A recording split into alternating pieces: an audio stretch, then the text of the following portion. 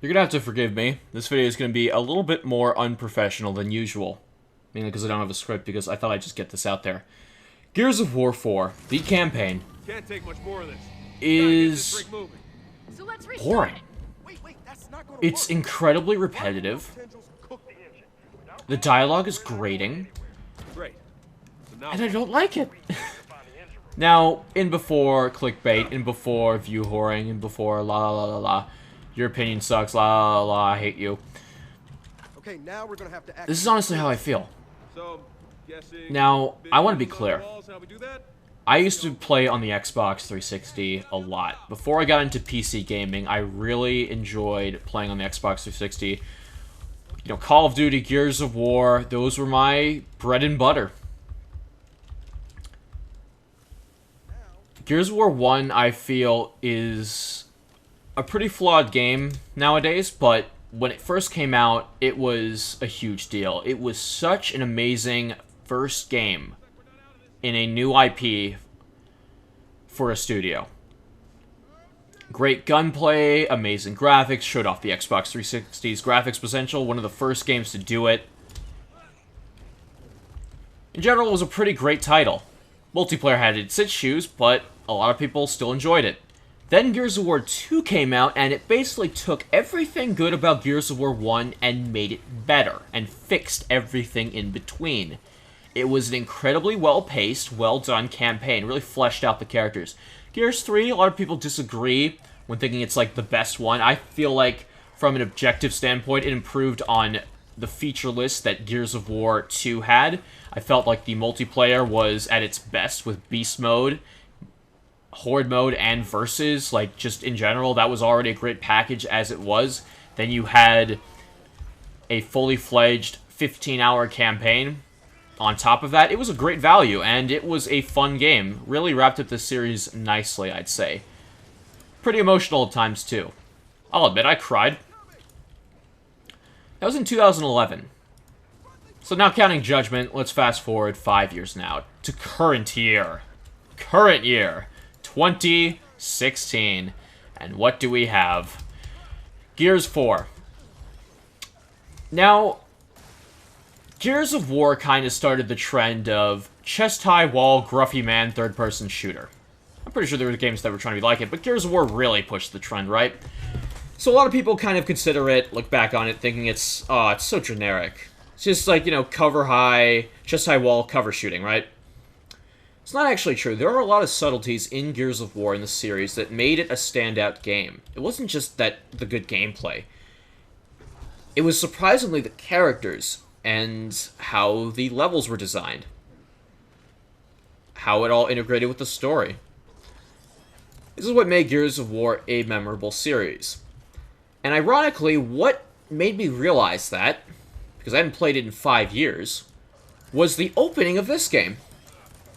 In the first 20 minutes of Gears of War 4, you play Gears of War 1 through 3 through random soldiers' eyes. Basically, a very abridged version of Gears of War 1 through 3. You play basically a bit of a prequel to 1, part of 1, and I believe you kind of skip 2 and go right to 3. So the story is kind of told very quickly. And a lot of people like to joke, story in Gears of War, what's that? Let's skip this spoiler-free.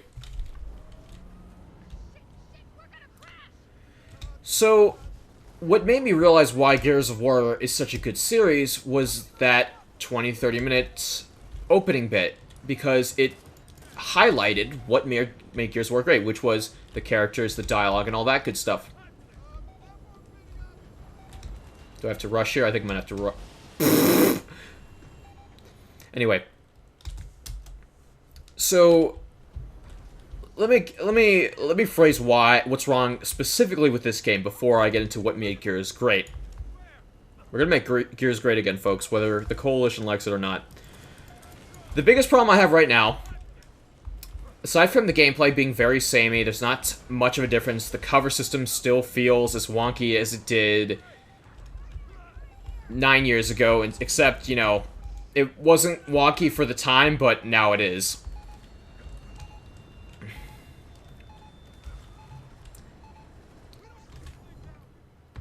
Just trying to get through this. You know, it does look nice. It's a nice looking game. Good graphical effects. I'm trying to skip this thing to avoid spoilers. We're all gonna die, aren't we? I mean, yeah, we will if we keep playing this game. Let's pause this for a second. So, what I want to point out right now, just cut to the chase. The characters in this game are dull as dishwater. Basically, they are 3 poorly written Nathan Drakes.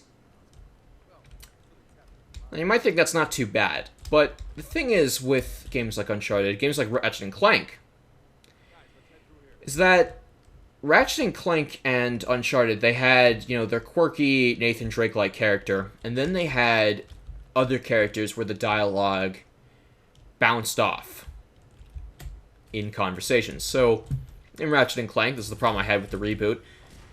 In the original Ratchet and Clank, you had a guy that played it straight, and you had a guy that played it funny. Funny guy and the straight guy. Classic combination, right? Same case in Uncharted in some of the games. Same case in Gears of War 1 through 3. You had Barrett, the funny guy. You had Marcus, the generally straight guy. Same with Don. And then you had Coltrane, the goofy guy. This had good chemistry. Gears of War 4 does not have that. What highlighted this in the first 30 minutes of Gears of War 4 was just the dialogue, the one-liners that we all remember, but kind of being embraced. It's kind of easy to say, like, oh, it's just a bunch of random one-liners that makes up Gears of War, but no, there's, you know, good voice acting behind it. And it generally fits with the dialogue in the conversation. So, in a way, Gears of War 1 through 3 are actually fairly well written. But 4 just has this problem of just a lot of one-liners and quirky dialogue that just doesn't go anywhere. It just feels like the characters are vending machines, and that's about it. Now, when Marcus shows up, spoiler, when Marcus shows up in the game, because we're all waiting for that, because these characters are obviously the sons or daughters of some really important characters, and that's what we're waiting on, and obviously they're going to make games about this, so you better like these characters, otherwise you're not going to like the game, or the rest of them. Welcome to Gears of War 5 and 6, by the way. I hear the ending to this game, by the way, is very clickbaity. But when Marcus comes in, suddenly you have a kind of a different character, and holy crap, the writing gets a lot better. Like, a lot better, and the game becomes enjoyable to play. And then, what made me quit, or maybe want to quit, excuse me, I'm still kind of playing it right now, just to show you guys here, but what's making me want to quit really bad right now is how they handled the next segment after you find Marcus. So Marcus gets captured, and you have to chase after them. Basically, you fight this new enemy. This is the I was gonna say the Horde, the Swarm. Incredibly generic name, right?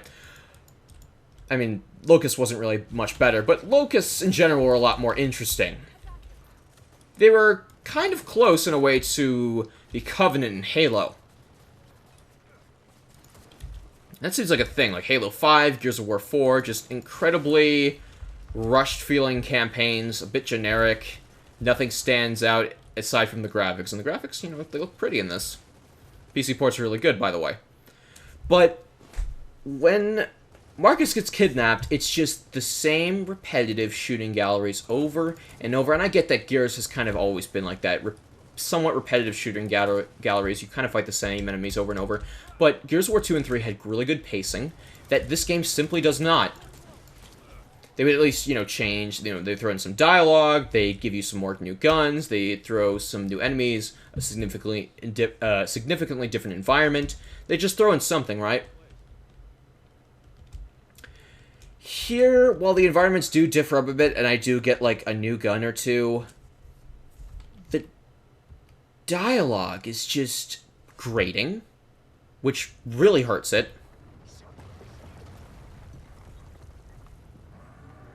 Oh boy, a bullet sponge. Oh, is that a locust? Holy crap. Well, game's got a little bit more interesting. See, that's what I'm talking about. Moments like that where they change it up. But for the past hour, I was just chasing after this one enemy. One enemy. While fighting the same groups of enemies over and over and over, it gets boring. And then, you know, add to the fact these characters are, you know, these vending machines spitting out all this annoying dialogue over and over with the same guns over and over. It's so goddamn repetitive. I just want to take the shotgun out of the screen and blow my brains out. And this is coming from someone who actually likes Gears of War. This is coming from someone who plays Dynasty Warriors. Yeah, I'm calling this game repetitive. I have over 30 hours into Dynasty Warriors 8. I have over 12 hours in Hyrule Warriors. Incredibly repetitive games by nature, but they have bits of variety in it that make them a lot more interesting, that make them, like, that makes it so you want to keep playing. Yeah, Dynasty Warriors after one game can feel a little bit repetitive, and you might not want to play another one, but it's just half an hour, and it feels like you got a lot done. Whereas here, you know, an hour straight, feel like I've gotten nowhere, feel like everything is amplified. Feels like I played the game for 3 hours. Now, as of this point, right now, I think I'm about 3.5 hours in, and I'm just done. You might say, well, Jake, it probably gets better, or it does get better. I've played it. It does get better. You know, 5 more hours in the game, or another hour or so, but when I'm a fourth or a fifth of a way through a game, and if I'm not interested, I don't want to play anymore. You might say that's short-sighted, like, oh, it's only 3 hours you've played. But that's still like a fourth or 1/5 of the game. Now, RPGs are the exception to this rule, generally. Because they're paced in a very specific way. They're kind of padded, but they have these very long-written stories. A lot of the turn-based ones, they take a very long time to get through battles. You have to grind, you know, especially for the old ones. So, that I understand. But here's the thing. 5 hours into an 80-hour JRPG, that's not 1/5 of the game. No, no, no. Unless my math is wrong, that is far from a fifth through the game. Or even a fourth. So when you get through a fifth or the fourth of the game and you ask yourself, why am I still playing? Is this even fun anymore? I'm still enjoying a little bit of the gunplay. I'm still enjoying, you know, looking at the graphics. The level design, I think, in general, is pretty nice. They switch it around a lot. And the lighting and the textures bring it all to life, but the same gameplay, the boring enemies, the same repetitive enemies, the same annoying dialogue is enough to make me stop, and that's exactly what I'm going to do. It just lacks those moments that the series is most known for. I want to have those berserker moments again, those moments of fear. I want to get on the coal train again, but I guess that's never going to happen. I'm done. I'm sorry. I feel like this game was a wasted opportunity. Multiplayer, that's a whole different story. I'm not going to get into that, but I'm just not entertained. And it sounds like I'm coming off as whiny, like I'm coming off as some kind of Gears hater, but I've been a fan of the series for years, and I'm done. This is just not interesting at all. Maybe I'll complete it someday, maybe I'll play it in like 20-minute bursts, but I'm just so bored. I can't stand it anymore. Anyway, guys, that's pretty much it for me. I'm done. Sorry if this video was a little bit more unprofessional than usual. I just wanted to get this off my chest. I don't like it, okay? Bye.